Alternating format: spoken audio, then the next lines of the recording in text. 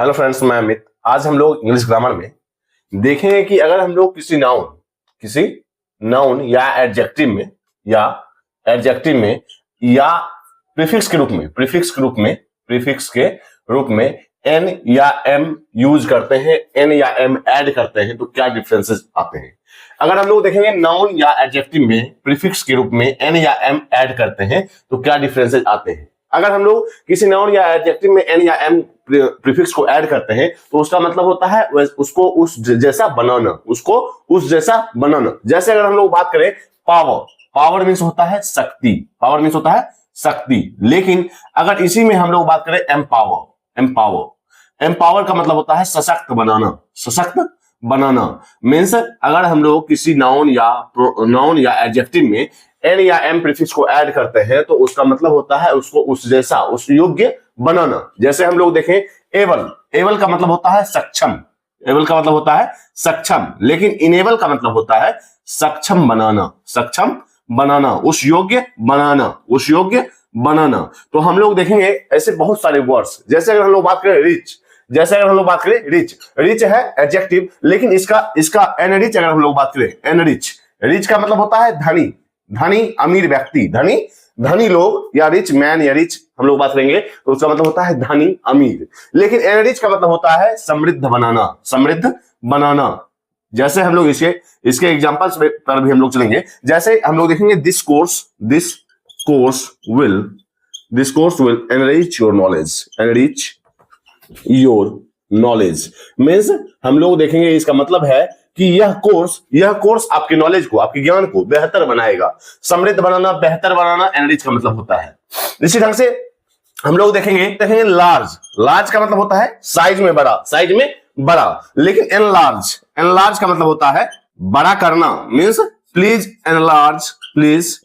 Enlarge this photo, कृपया इस photo को बड़ा कर दे, साइज में बड़ा कर दे। तो हम लोग देखेंगे लार्ज का मतलब जहां होता है बड़ा, साइज में बड़ा, लेकिन एनलार्ज का मतलब होता है इसे बड़ा करना। तो यहां हम लोग देख सकते हैं लार्ज और एनलार्ज में क्या डिफरेंसेस है, रिच और एनरिच में क्या डिफरेंसेस है, इनेबल और एबल में क्या डिफरेंसेस है, पावर और एम्पावर में क्या डिफरेंसेस है। और भी हम लोग वर्ड्स लेंगे। श्योर मीन्स निश्चित, लेकिन इसी में हम लोग देखेंगे इंश्योर सुनिश्चित करना। इसका एग्जांपल लेंगे हम लोग। प्लीज इंश्योर सेफ्टी, इसका मतलब है कृपया सुरक्षा सुनिश्चित कर लें। तो इंश्योर का मतलब होता है सुनिश्चित करना, श्योर का मतलब होता है निश्चित। इसी तरह से हम लोग कुछ और वर्ड्स लेंगे।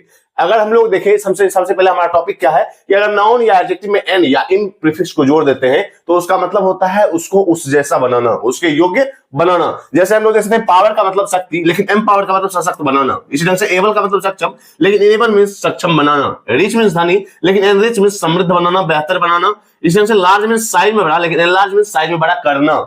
इस तरह से श्योर मीन्स निश्चित, इंश्योर मीन्स सुनिश्चित करना। मीन्स आपके एक वर्ब की तरह यह काम करता है। इस ढंग से हम लोग एक वर्ड लेते हैं टाइटल का मीन्स होता है उपाधि या हक। लेकिन एन टाइटल का मीन्स होता है हक देना, अधिकार देना या अधिकार देना। जैसे हम लोग एग्जांपल से देखेंगे this card will entitle you to free entry means यह कार्ड आपको अधिकार देता है आपके फ्री एंट्री को। तो एंटाइटल मीन्स होता है हक देना या अधिकार देना, जबकि टाइटल मीन्स उपाधि या हक। यह एक नाउन की तरह काम करेगा, लेकिन एंटाइटल वर्ब की तरह काम करता है। इसी ढंग से हम लोग देखेंगे दूसरा वर्ड सर्कल मीन्स होता है घेरा।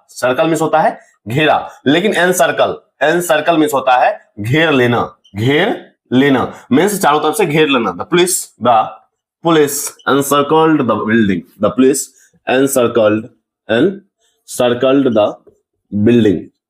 इसी ढंग से हम लोग और वर्ड्स लेंगे। encircle the building। इसी ढंग से फोर्स मीन्स होता है बल या ताकत। फोर्स मीन्स होता है बल या ताकत। लेकिन इसी में हम लोग देखेंगे एनफोर्स का मतलब होता है लागू करना मीन्स कानून आदि लागू करना, कानून। जैसे हम लोग देखेंगे द गवर्नमेंट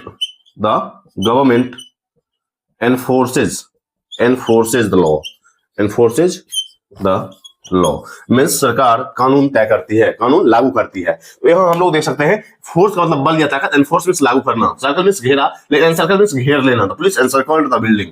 टाइटल मीन्स उपाधि या हक, लेकिन एंटाइटल मीन्स हक देना या अधिकार देना। आप वर्ब की तरह काम करता है। और भी वर्ड्स लेंगे, स्लेव मीन्स होता है गुलाम, स्लेव मीन्स गुलाम, यह एक नाउन है। लेकिन अगर हम लोग देखेंगे एनस्लेव, एनस्लेव मीन्स होता है गुलाम बनाना, एनस्लेव गुलाम बनाना, गुलाम बनाना। जैसे अगर हम लोग देखेंगे द पीपुल वर enslaved